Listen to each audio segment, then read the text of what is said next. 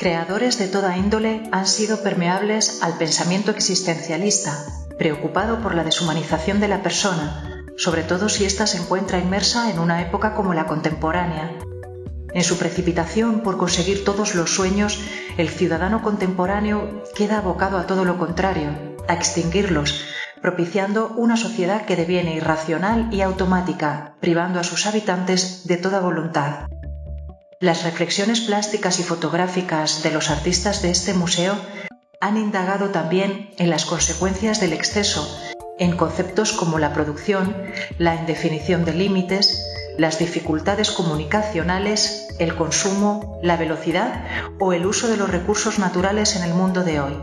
Si bien no todos son sombras, la metrópoli que a principios del siglo XX se va desplegando como un sistema propio de la modernidad va a ir generando una sociedad en muchos aspectos positiva y su evolución y crecimiento serán continuos.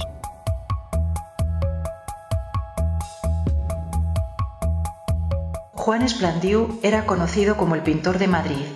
A lo largo de 50 años trazó un mapa pictórico de una ciudad cercana y entrañable. Como pintor cronista que fue, no podía pasar por alto los lugares más modestos y los rincones más comunes de esta ciudad. Tasca madrileña retrata una escena de claras resonancias teatrales que muestra a un grupo de personas tomando algo. El esparcimiento y la sociabilización forman parte de lo cotidiano del ciudadano moderno y contemporáneo.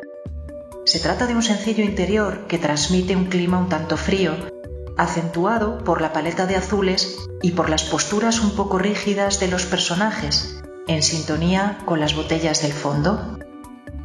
Quizá literalmente era un día de invierno, de despejados cielos azules e intensa luz que se cuela por la ventana y que es reflejada por el protagónico reloj.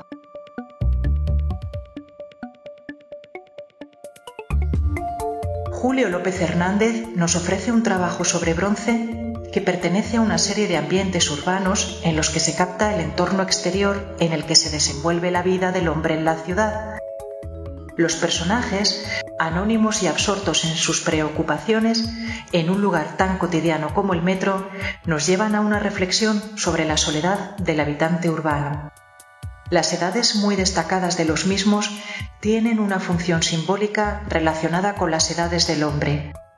Con la aplicación de una sombría pátina a base de manchas, el artista ha conseguido una riqueza de textura pensada para reflejar el desgaste natural producido por el tiempo y la huella de las personas.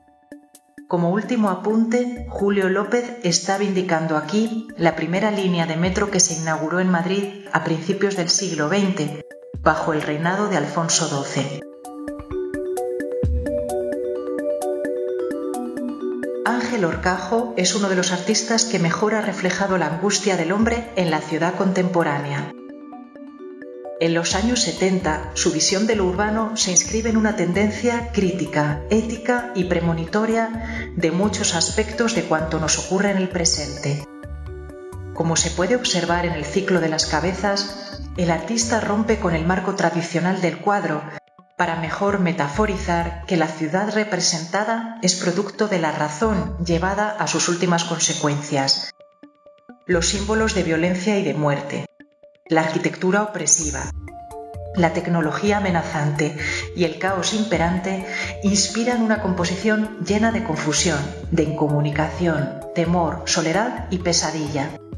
Una amenaza urbana, ecológica y política palpita en esta cabeza, cuya enorme tensión psíquica nos recuerda una de las estampas más populares de Goya: el sueño de la razón produce monstruos.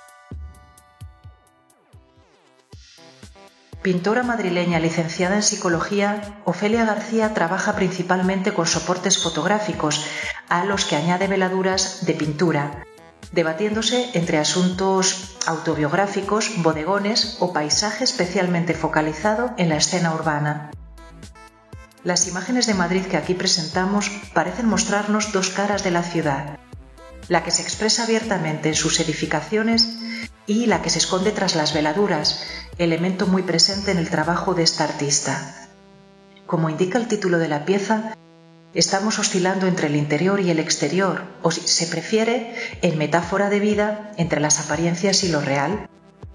El mundo de arquitectura visible es atravesado por estructuras geométricas que aspiran a la abstracción en una danza de fractales de luz, sombra y decidida oscuridad. Como pocos artistas, Miquel Navarro ha sabido crear todo un repertorio icónico de base geométrica, con claras referencias a las construcciones arquitectónicas y a la imagen de ciudad como conglomerado de prismas, conos y cilindros de vocación vertical. Crea una obra en la que las estructuras constructivas y las configuraciones espaciales y ambientales expresan metáforas sobre el tiempo y el espacio con valor universal. Esta escultura de nombre binario nos invita a pensar en dicotomías clásicas como lleno-vacío, abierto-cerrado, luz-sombra, horizontal-vertical, cóncavo-convexo o masculino-femenino. La idea de tiempo que transmiten sus piezas nos envuelve en una atmósfera ciertamente atemporal. El vacío generado por la ausencia de cualquier rastro humano no perturba en ningún momento la contundencia de sus formas. No obstante, la corporeidad y la fuerte presencia de estos volúmenes nos hace parte integrante de la obra.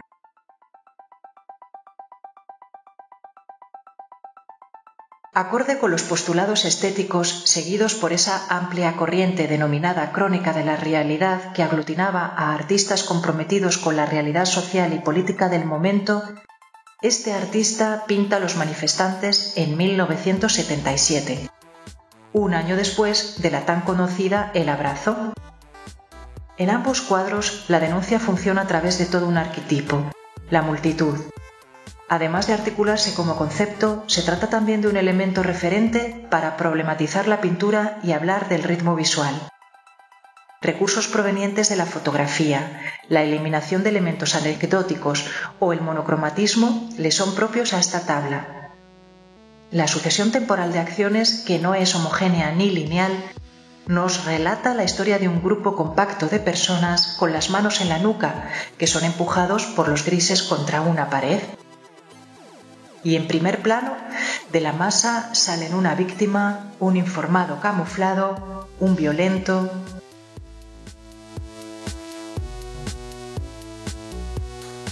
Manuel Quejido formó parte de la nueva figuración madrileña. Sin palabras es una pieza en clave autobiográfica, referencia alusiva al viaje que acababa de hacer el artista por Estados Unidos, y que podría interpretarse como la síntesis de un cuaderno de bitácora irónico.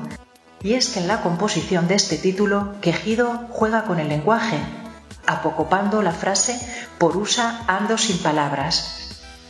La composición alude a un espacio urbano irreal, sumido en la atmósfera de un sueño, en el que se dan cita varios acontecimientos y numerosas referencias plásticas, y donde creemos encontrar un subtema que le interesaba por aquel entonces, el de los encuentros fortuitos debidos al azar y sus implicaciones. Observamos también una implícita alusión al arte efímero de intervención urbana o grafitera que nos sitúa ante cualquier barrio obrero de la ciudad de Nueva York. Esta artista multidisciplinar, Eva Bensason, actualmente referente de la escenificación y de la fotografía británica, propone con rotunda visualidad un poema al anonimato en la ciudad o sociedad contemporánea. La pérdida de la individualidad se manifiesta en un espacio público de la ciudad de Londres, por el que deambulan las personas como espectros. Cualquier identidad única y auténtica ha quedado diluida en una masa esquemática de cuerpos tendentes a la inercia y condenados a la desaparición de cualquier pálpito interior. Los habitantes de esta plaza nos recuerdan que un ser humano puede dejar de serlo para convertirse en una cosa, una máquina, un proyecto o un espejismo colmado de deseos y psicologismos que lo distancian de su verdadera naturaleza esencial. Ni poses, ni montajes, ni artificios lumínicos, simples perfiles recortados y negros son suficientes para centrar la atención del espectador sobre el acontecimiento que está teniendo lugar. La polifacética artista Eulalia Baldosera se mueve como pez en el agua, tanto en acciones e instalaciones como en fotografías y vídeos. Las 24 fotografías que conforman Flying, cuaderno de proceso, corresponden al estudio preparatorio para la instalación Flying Grecia, presentada en el stand de Babelia del País en Arco 2004. Consistente en la aparición y desaparición de un grupo de imágenes que se proyectaban en las 4 paredes que rodeaban al espectador. En dichas proyecciones se podían reconocer envases de productos de limpieza, en cuyos nombres podemos identificar a dioses de la mitología griega. Sirvan como ejemplo Apolo, Helena, Hera, Hermes, Hades, Deméter o Ajax. En este mundo de mercado atravesado por constantes mensajes publicitarios donde las marcas aparecen y desaparecen constantemente a nuestros ojos de forma más o menos subliminar, puede aún sorprendernos algo, como es el caso de estos envases que nos recuerdan nuestros orígenes fundacionales y nos devuelven así un trocito de identidad.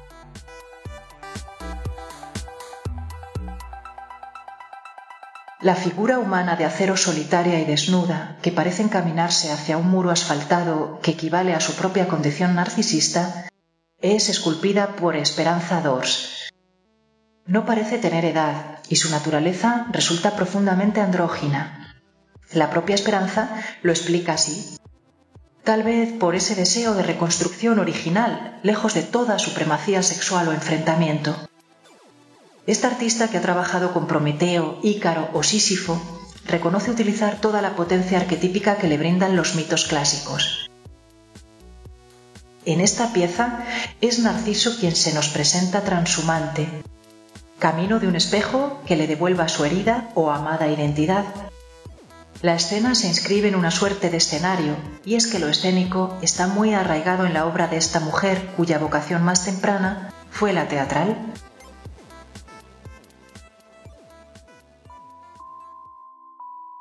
Como complemento a todo lo que hemos analizado, surgen un espacio y un tiempo para la exaltación del equilibrio, el ritmo y el matiz, para que el humano lo sea con intimidad, hondura, misterio, emoción y ternura. Es el momento de acercarnos a las dimensiones individual y colectiva, teniendo en cuenta que el espíritu también nos conforma y armoniza. Lo contemporáneo se identifica ahora con un apolíneo sentido de la belleza, que puede ser clásico o abstracto. Hablamos de un paisaje interior.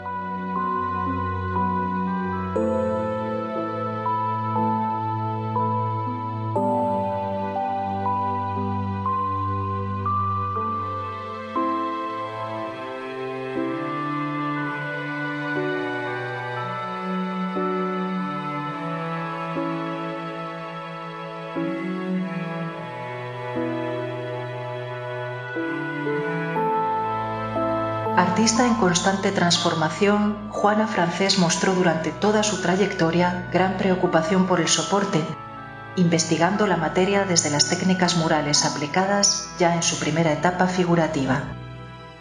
Durante su incursión en el informalismo, la experimentación creció introduciendo pigmentos y arenas al óleo tradicional. La evolución siguió con el collage y los ensamblajes, en los que avanza el uso del reciclaje en una suerte de arte povera. Esta imagen pertenece al universo simbólico e interior del artista, con claras alusiones al universo, la vida, la muerte o la sexualidad. La instancia introspectiva tan propia del Paso, grupo al que Francés perteneció, parece blindarse a la influencia de los elementos externos más controvertidos de la sociedad y la política. A su vez y paradójicamente, funciona como crítica y cuestionamiento de los mismos.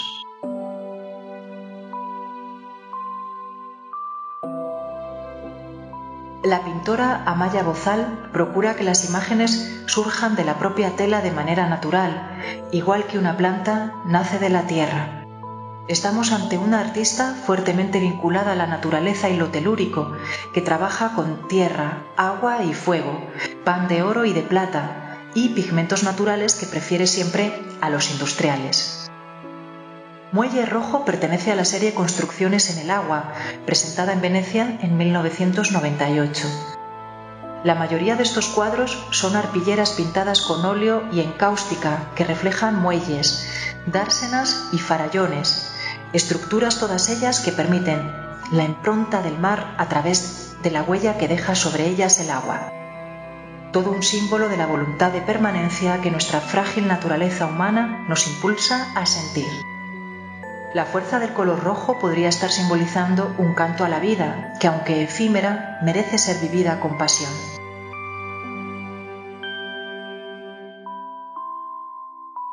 Marta Cárdenas, seguida por artistas de la talla de Eduardo Chillida y Rafael Ruiz Valerdi, se reconoce en la búsqueda consciente de una idea, que devendrá camino, para ella lo más importante, y posterior resultado, y se confronta con que indefectiblemente en dicha búsqueda interfiere siempre la parte inconsciente o esa necesidad que te marcan las tripas, dicho literalmente por la propia Marta. Admiradora de Morandi, Velázquez y Vermeer, en los 90 evoluciona de la figuración a la abstracción. Lo vemos en este cuadro de pincelada informalista y gestual, en el que su paleta se intensifica en investigaciones sobre la capacidad vibratoria del color. Paisajes como este son pintados con vocación impresionista.